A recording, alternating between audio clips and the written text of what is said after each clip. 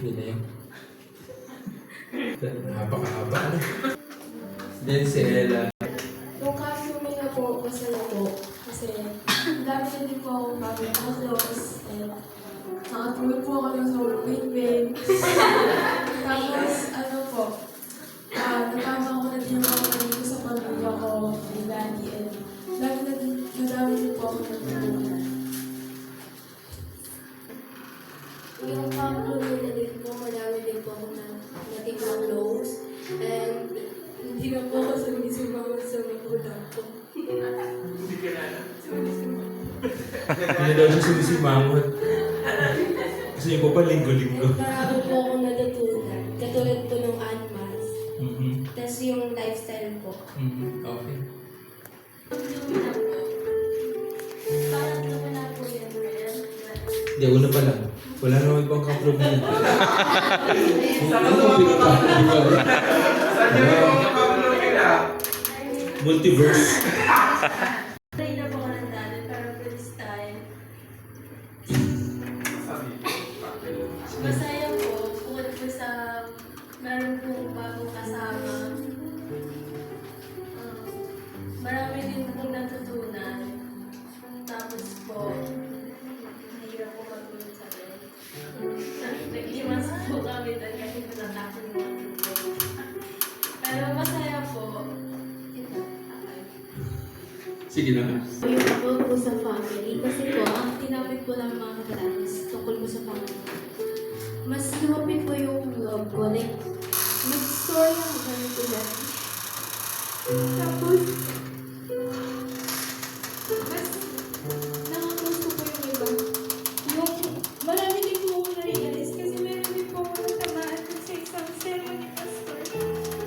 Na pag pinapagalitan, masama pa loob, gano'n.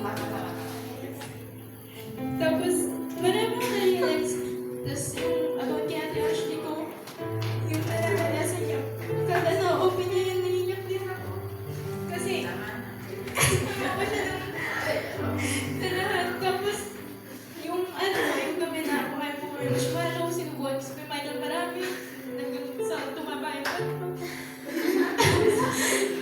marami kami na-realize. Kasi, bilang kabataan po ngayon, marami pong mga kabataan na lumalayo ngayon yung parents pag napagalitan. Ayun po.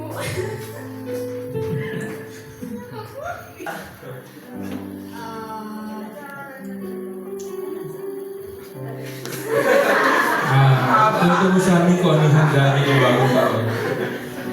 Ang dami po kasi nangyayari. Pero ano po, yung sa Camp Lumina, maganda pong experience. Kasi po, yung sa ano po namin, place na yun, that po yung pinagtulungan namin. Siyempre po, marami pong, sa isang tan po kasi, di ba po may group, may mga bago po kami yung naka-close, ang sama. Ayun po. Magandang experience po. Uwi ko. Natulog. Nung sa natulog. Sa family po kasi, parang medyo ganun po kami. Pero, tinatry ko pa naman po sa kanila na makisama ko ng basta yun po.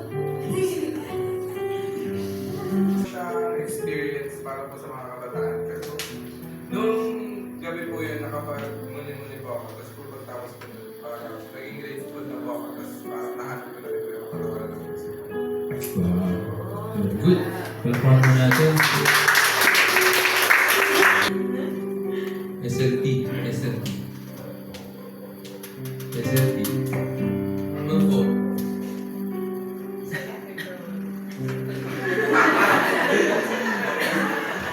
Kung paano kayo nagawin natin sa tatlo? Ano yung natutunan mo? Natutunan mo po na doon sa almas, sa bawat topic.